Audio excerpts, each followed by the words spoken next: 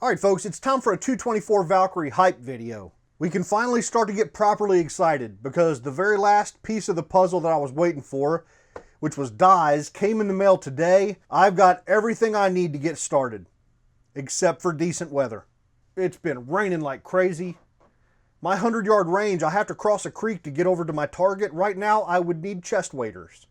So this seemed like as good a time as any to just come in. Let's talk through the plans for 224 Valkyrie. We're not going to be shooting any today, just going to be talking. Like I said, this is the hype video. Now the most important piece of the puzzle has been settled for months.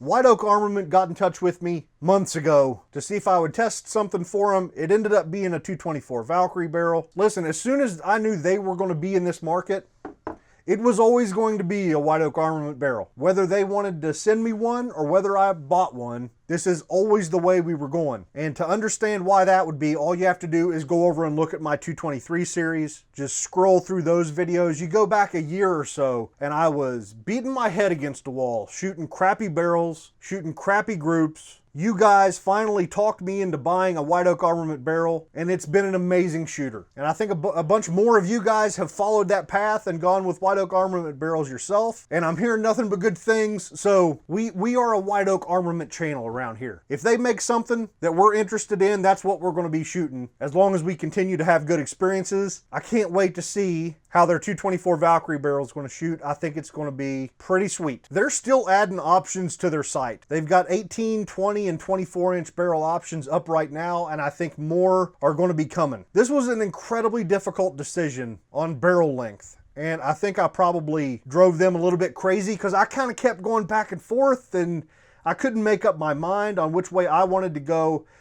In the end, I decided to go with an 18-inch barrel. The main reason is because we test 223 out of an 18-inch barrel. We tested 22 Nosler out of 18-inch barrels. We test 6.5 Grendel out of an 18-inch barrel. So getting velocity numbers and stuff from an 18-inch barrel is going to make it easier for us to compare performance. There are a lot of good reasons to go longer. And I don't know, maybe at some point we'll get there. You know, maybe we'll test a longer barrel at some point. But at the beginning here, I thought an 18-inch was the fairest way to go forward since, well, mainly because that's what we used in 22 Nosler. Apples to apples comparison here. Now the 18-inch does have a rifle length gas system, which is longer than normal, right? I mean, normal for an 18-inch barrel would be a mid-length gas system. I think you're going to find that the extended gas system lengths are going to be normal here in 224 Valkyrie. It looks like the 24-inch barrels over at White Oak have got a 2-inch, a rifle plus 2 gas system in those guys, and it seems like that's going to be the normal for 224 Valkyrie. So this guy is a 1-in-7 twist. I noticed that they just put up a 24-inch 1-in-12 twist option. So at least for White Oak, I think they're still trying to get all of the different configurations and stuff nailed down and put up on the site and everything. So we'll be talking a whole lot more about the barrels as time goes on, as maybe the market starts to clarify itself as far as what's actually going to be available. Because I think everybody's still in that rush to market phase. Like I mentioned, I agonized over barrel length. I really wanted to go longer, but I didn't. I'm curious what you guys are interested in. And I'm going to run a poll. I'll have a poll, up here. You might see it pop up right about now saying what barrel length. If you're in the market for 224 Valkyrie, what barrel length are you going for? Or are you most interested in? Because I found it to be a very difficult decision. I also had them send me a bolt. So, plain old 6.8 SPC bolt. And yeah, this guy also came from White Oak Armament. So for reloading dies, I really got lucky. I've been checking all of the major retailers' sites for a month now, waiting on somebody to finally get them in stock. Like maybe 10 days or so ago, a bunch of RCBS neck sizing dies came on the market and started being available, but I don't want a neck sizing die, so I passed on those guys. But Mid-South Shooter Supply finally got some Forster dies, and I was able to snatch up this 2-die set. This is a Forster bench rest, full-length sizing die set. I'm extremely happy to have gotten this set. I thought RCBS would be, first on the market because Federal and RCBS and a couple of the other companies involved, I think they have the same parent company, so I thought RCBS would kind of be the first to hit the market, but Forster beat them, at least in my case. And I'm kind of happy about that. I like Forster dies. I have several different Forster dies and really like them. Especially like their full-length sizing dies are nice. They're well made and stuff, but I really like their expander decapping assembly setup because it's kind of got this squishy O-ring up at the top. And it lets the whole pin float. So when that expander ball is coming through the neck of the case, it's able to float around and self-centered. That's always just kind of made sense to me. I don't know if it helps, but you know, whatever. I like it. And this will be my first experience with the Forster bench rest seater die. I've got several of their ultra micrometer seating dies, and this seems to be basically the same die without the micrometer adjuster on top. It's got the little spring-loaded chamber section that helps to align the case and the bullet as it's being seated. So yeah, I think this guy's basically going to be just like an ultra micrometer seating die, except it won't have the convenience of the micrometer adjustment. This set was about 80 bucks. And I got lucky. I got there early. I almost bought the sizing die and an ultra micrometer seating die separate. But you know, that was going to be 40 bucks more or something like that. And I decided to just go ahead and save the money and go with the bench rest 2 die set. So I think this, you know, this should be a nice set of dies to get started with. One thing I almost forgot to order a shell holder. I don't shoot 6.8 SPC or anything else that uses this shell holder, so went ahead and picked up a Redding number 5 shell holder. These were also extremely hard to find in stock. The Reddings are usually pricier. I was going to get a Hornady, but yeah, the first couple brands I looked at were out of stock. I ended up with a Redding. They make a nice shell holder, so no big deal. I just paid a couple extra bucks than I otherwise might have done. Brass is a huge problem. There's none on the market. Apparently Starline released some. I didn't even realize they were going to start making it. But yeah, apparently Starline is going to make brass, but it went out of stock as soon as they started selling it. So it's not available.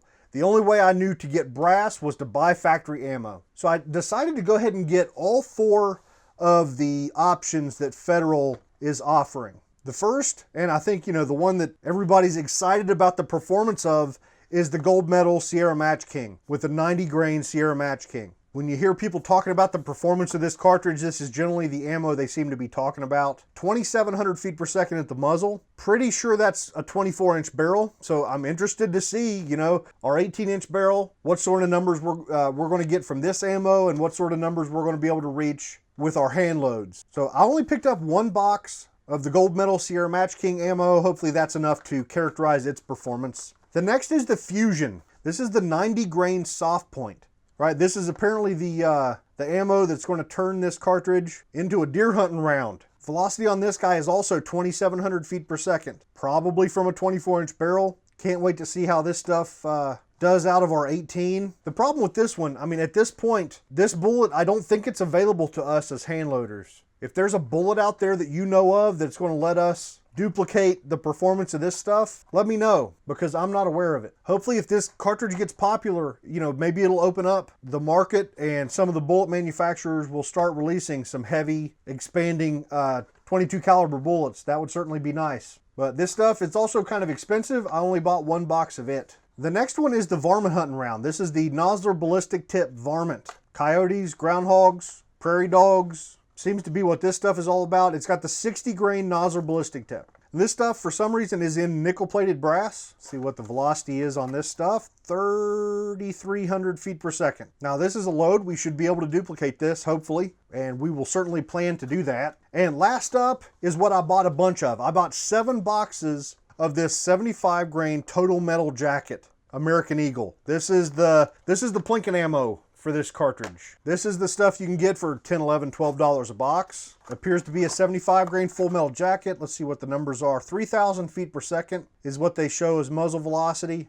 So hopefully this stuff is at least halfway decent, because like I said, I've got 140 rounds of it. This was my cheapest option to get brass. So we should have plenty of ammo to characterize the performance of this stuff. Now for all of this stuff, I just hope they didn't load it so hot that the brass is going to have a ton of pressure, you know, pressure signs. I don't know. We'll see how it goes. I'm sure it's all loaded hot, and I'm sure some minor problems might be what we should expect, but hopefully we're just at least left with reloadable brass. Now this 75 grain full metal jacket in the American Eagle, I don't know of a equivalent bullet that's available for us to buy as hand loaders. So we'll have to see whether a heavy and cheap bullet maybe hits the market if the Valkyrie gets more popular. That would be nice. So I pulled out a few bullets that we're going to be starting with here, as we start reloading. First of all, we've got a big old box of the 90 grain Sierra Match King. This will be priority number one, is taking these bullets and meeting or exceeding the performance of the gold medal Sierra Match King factory ammo. So that'll be our first and most important objective as we get started. I also pulled out some other bullets that I want to try. I picked up some of the 80 grain Hornady ELD Match. These guys, I'm hoping maybe they'll make for a cheaper option and maybe give us some decent performance. So looking forward to trying those guys. We've also got the 77 grain Sierra Match King. These are the ones we use over in the Mark 262 cloning series. Really excellent bullet, shooting bullet in 223. And also its close cousin, the 77 grain Nosler Custom Competition.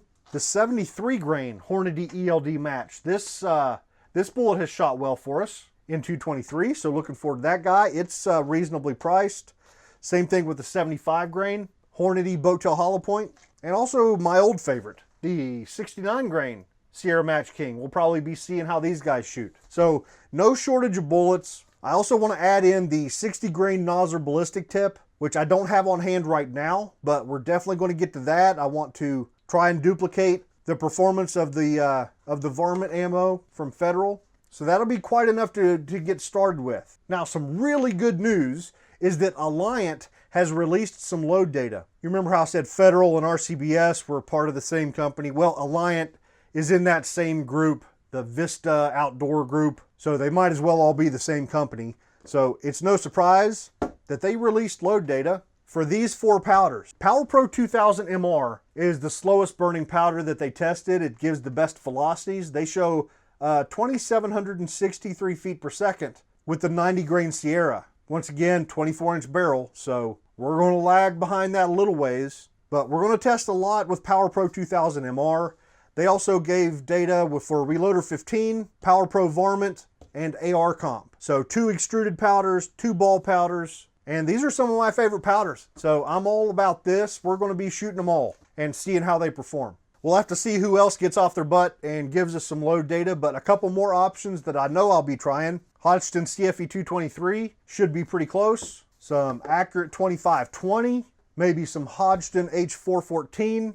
We're going to have a couple Vitivori options. I've got at least 15 powders that off the top of my head I can't wait to try. But that should give you about an idea of, the area of the burn rate chart we're going to be exploring. I think it was somebody, I don't know if they were in the comments section or if it was over on Facebook or somewhere, somebody had mentioned that they had heard of people using Reloader 17 and getting some crazy velocities. So we'll be trying that. I mean, at that point, now you're really getting slow. And that sort of area, that opens up a whole other group of powders.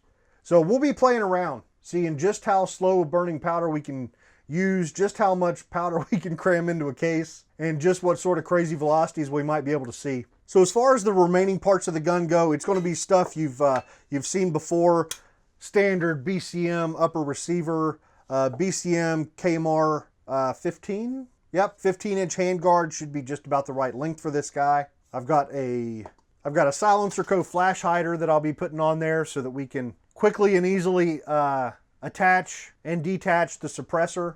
I'll be shooting this gun a lot, both suppressed and unsuppressed, especially at first. I want to characterize it without the suppressor pretty well before I go shooting suppressed most of the time like I do with a lot of other guns. I've got a couple of AR Stoner 6.8 SPC magazines that I'll be using. These guys work just fine when we used them in 22 Nosler, so hopefully they don't give us any problems here in the Valkyrie. I can't imagine they would. And I forgot to pull it out, but I will be putting an adjustable gas block on this guy. I'm going to use my standard rifle length lower that I've got the Magpul PRS stock in. It's a standard rifle buffer and spring right now, but if we run into problems, we've got plenty of other options to try, but hopefully we don't have problems. So I think I've covered what I wanted to cover here. I just kind of wanted to lay it all out, tell you guys where things stand. I'm hoping to have the gun put together and be on the range in the next couple days. So we shouldn't have much of a wait if the stupid rain will just let up a little. So I think that's where we'll leave it for today. I hope you guys are as excited as I am. I am ready to get going.